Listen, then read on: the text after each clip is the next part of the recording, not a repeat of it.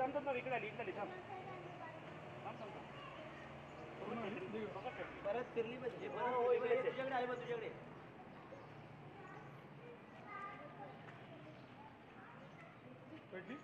हा एक आहे आली पकडली मोठी आहे रे भरपूर हे जा गोणी बिणी असेल ते घेऊन ये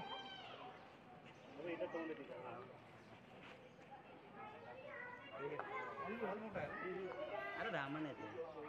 ते किरण